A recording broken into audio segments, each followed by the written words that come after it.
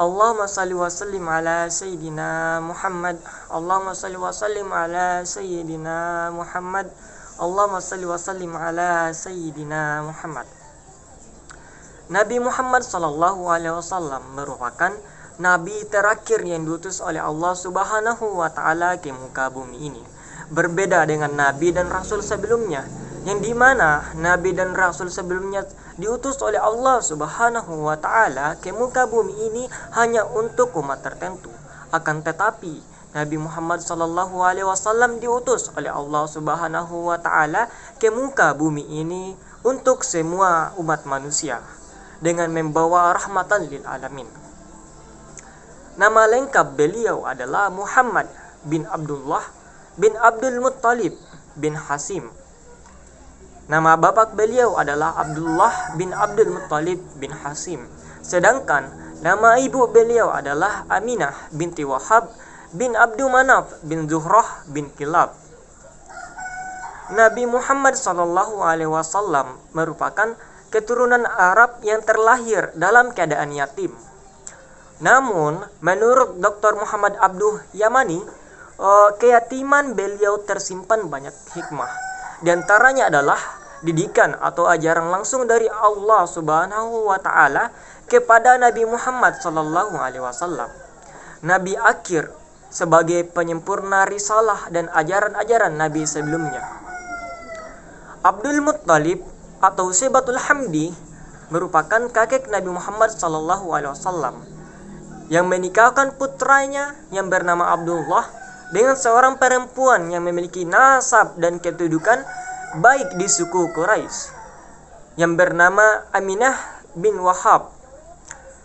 Ayah Aminah merupakan sepupuh atau konglomerat Bani Zuhrah yang mempunyai nasab dan kedudukan yang tinggi dalam kalangan suku Quraisy. Abdullah menikahi Aminah binti Wahab di Mekah. Tidak lama setelah pernikahan antara Abdullah dan Aminah di kota Mekah, Abdul Muttalib mengutus Abdullah pergi ke negeri Syam untuk memerangi orang-orang yang telah merampas dagangan para suku Quraisy. Pada zaman jahiliyah, peperangan semacam ini sangatlah wajar dan sering kali terjadi. Ketika Abdullah melakukan perjalanan pulang dari Syam menuju ke kota Mekah, beliau singgah ke Madinah. Saat itu masih bernama Yasrib untuk memetik hasil panen kurmanya. Akan tetapi Abdullah mengalami sakit parah ketika berada di Madinah hingga ia meninggal dan dimakamkan di sana. Menurut pengarang kitab Al-Rahiq Al-Maktum, Sofiyur Rahman Mubarakpuri, Abdullah wafat dalam usia 25 tahun sebelum Nabi Muhammad sallallahu alaihi wasallam dilahirkan. Ketika kabar duka kematian Abdullah sampai ke masyarakat kota Mekah, suku Quraisy merasakan kehilangan yang begitu mendalam, terutama istri Abdullah, Aminah, yang saat itu sedang mengandung seorang calon nabi utusan Allah Subhanahu wa taala. Abdullah meninggalkan 5 ekor unta, seekor kambing, dan budak perempuan yang bernama Baqarah yang memiliki kunyah Ummu Aiman, yang dimana budak ini nantinya akan mengasuh Rasulullah Sallallahu Alaihi Wasallam. Nabi Muhammad Sallallahu Alaihi Wasallam lahir pada tanggal 12 Rabiul Awal bertepatan dengan tanggal 22 April 571 Masehi. Beliau lahir di rumah paman beliau sendiri, yaitu Abu Talib, di kota Mekah Al-Mukarramah. Tahun lahir Nabi Muhammad Sallallahu Alaihi Wasallam biasa juga disebut dengan tahun gajah, yang dimana pada hari kelahiran Nabi Muhammad Sallallahu Alaihi Wasallam adanya pasukan gajah yang dipimpin oleh Raja Abraha yang ingin menghancurkan Ka'bah dan juga kota Mekah. Setelah Nabi Muhammad Sallallahu Alaihi Wasallam lahir, Abdul Muttalib mencari perempuan yang ingin menyusui Nabi Muhammad Sallallahu Alaihi Wasallam, karena pada saat itu Siti Aminah tidak dapat menyusui Nabi Muhammad Sallallahu Alaihi Wasallam. Hingga suatu ketika datanglah Halimah binti Abi Duaib. Setelah berdiskusi dengan suaminya, akhirnya mereka bersedia mengambil Nabi Muhammad SAW. Halimah mengenang bahwa ia langsung mencintai bayi ini sejak pertama kali melihatnya. Ia lalu meyakinkan suaminya untuk mengambil Muhammad, dan benar saja, semua hal dalam hidup mereka berubah total sejak kedatangan Nabi Muhammad SAW di tengah-tengah mereka. Ladang-ladang mereka tumbuh subur dan ternak mereka berkembang biak. Suasana di rumah itu pun juga menjadi begitu cerah sejak kedatangan cucu Abdul Muttalib ini. Namun sebaliknya, semua hal juga berubah bagi Aminah dan Abdul Muttalib setelah Muhammad diboyong atau dibawa oleh Halimah ke kampungnya Bani Sa'ad. Aminah memendang rindu yang teramat besar kepada putra sematawayangnya ini, satu-satunya peninggalan paling berharga dari suaminya. Abdul Muttalib sangatlah memahami perasaan menantunya dan mulai mengkhawatirkan kondisi Aminah.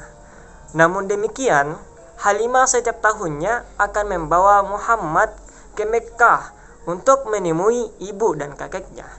Momen-momen inilah yang selalu ditunggu oleh Aminah dan juga Abdul Muttalib untuk bertemu dengan sosok yang paling dicintainya.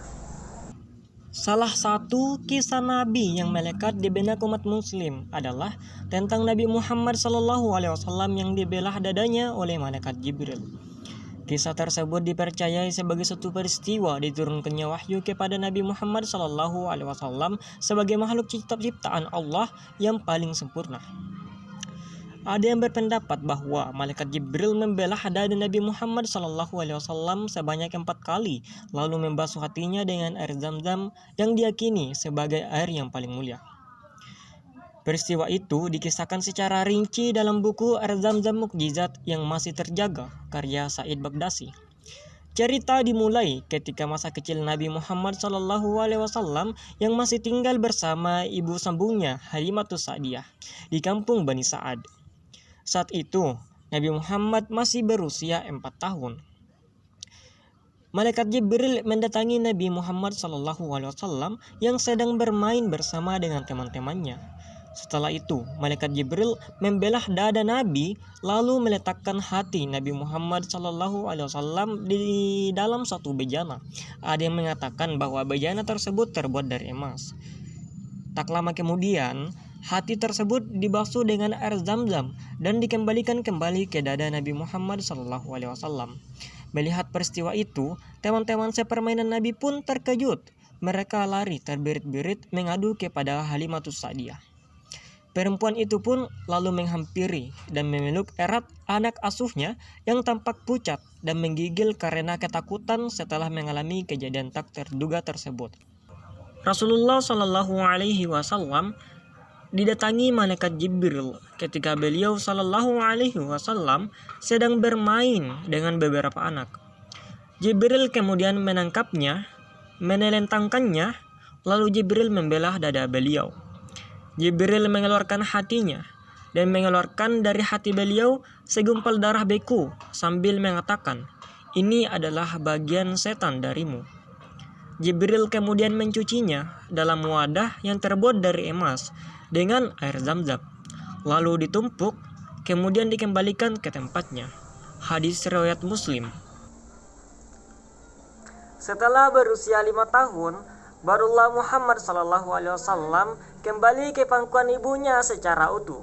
Rasulullah SAW memiliki kenangan yang sangatlah baik dengan kampung halamannya di kalangan Bani Sa'ad pada saat masih bersama Halimah, tempat ia dibesarkan.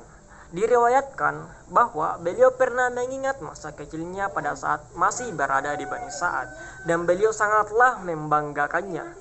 Beliau menyebutkan pengorbanan mereka dan sikap mereka yang sangat baik. Beliau berkata, "Aku termasuk dari Bani Sa'ad tanpa bermaksud untuk menyembuhkan diri. Jika mereka berhadapan atau menyaksikan salah seorang di antara mereka kelaparan, maka mereka akan membagi makanan di antara mereka." Setelah Muhammad kembali ke Aminah, Aminah langsung menunaikan suatu keinginannya, yaitu untuk berziarah ke Madinah, makam suami Aminah yaitu Abdullah, bapak Nabi Muhammad SAW. Ketika Nabi Muhammad SAW berusia 6 tahun, Aminah mengajak beliau untuk berziarah ke makam ayahnya serta keluarganya dari keturunan Bani Ad bin Najjar di kota Yasrib, ditemani oleh Halimah dan juga Ummu Aiman. Perjalanan menuju kota Yasrib ditempuh menggunakan unta. Setelah ziarah ke makam ayahnya, Rasulullah SAW dan para kerabatnya selesai, mereka melakukan perjalanan kembali untuk pulang ke Mekah. Sepanjang perjalanan, Aminah memberi perhatian lebih kepada Rasulullah SAW dengan mengajarkan beberapa hal sebagai seorang ibu yang baik dan penuh kasih sayang kepada Rasulullah. Di tengah perjalanan, Aminah jatuh sakit. Ia lalu memutuskan untuk singgah terlebih dahulu di satu perkampungan yang terletak di antara Mekah dan Yasrib. Perkampungan tersebut bernama Al-Abwah. Kisah pilu Rasulullah SAW pun berlanjut dengan wafatnya ibunya saat itu juga. Sebelum wafat, Aminah menatap Nabi Muhammad SAW dan membacakan syair yang artinya, "Engkau adalah seorang anak yang diberkahi Allah Subhanahu wa Ta'ala. Wahai anak yang ayahnya selamat karena sejumlah unta, yang selamat karena pertolongan sang penguasa, dengan tebusan sejumlah 100 ekor unta." Aminah, ibu Nabi Muhammad SAW ini terkenal memiliki kepribadian yang baik dan pandai dalam bersyair. Bahkan sebelum wafatnya pun beliau sempat membacakan syair untuk anaknya Rasulullah SAW. Aminah wafat dan dimakamkan di Al-Abwah saat Nabi Muhammad SAW masih berusia 6 tahun. Melihat cucunya kembali dalam keadaan seperti ini, hancurlah hati Abdul Muttalib. Secara tegas ia menyatakan bahwa ialah yang akan menjaga sendiri cucu kinasihnya ini. Dan benar saja, Abdul Muttalib begitu menyayangi serta memuliakan Muhammad SAW. Dialah benteng bagi cucunya yang yatim piatu ini.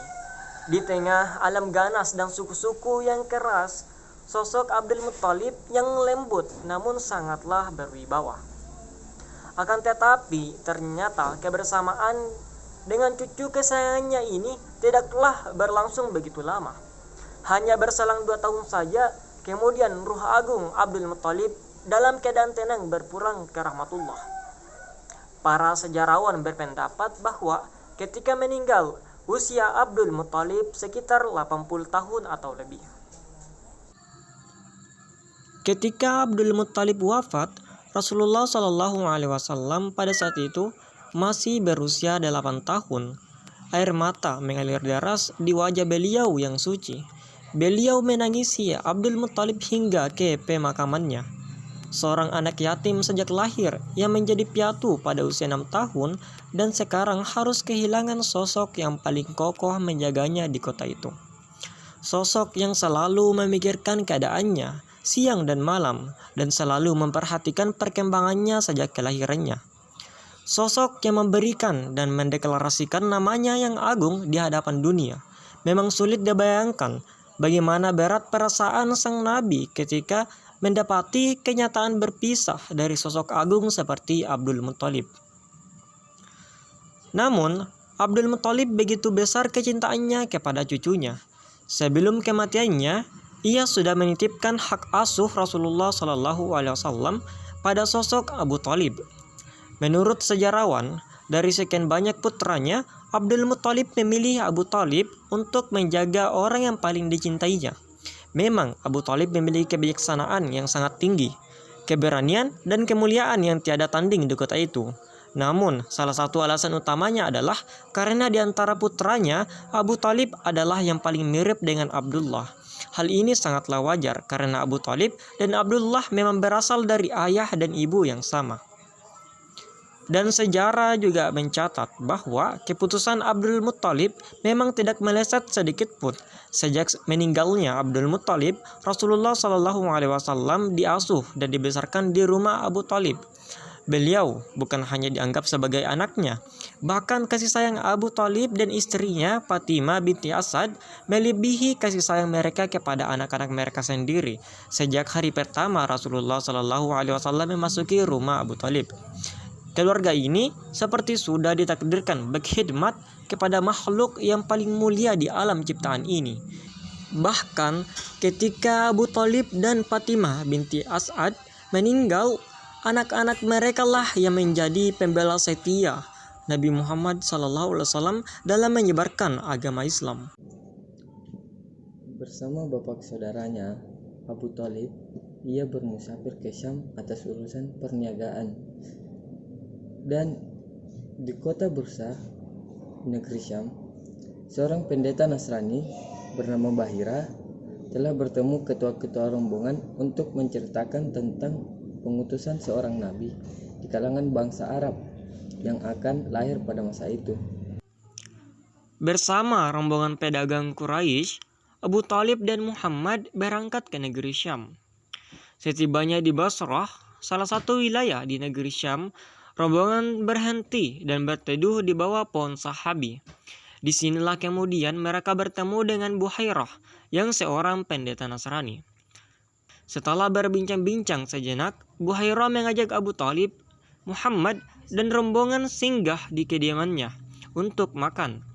Sebelumnya, memang Buhairah sudah merasakan firasat akan bertemu dengan seorang nabi terakhir.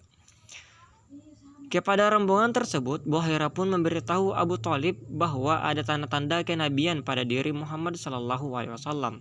Tanda itu berupa awan yang selalu memayungi Muhammad SAW dari terik sinar matahari selama perjalanan.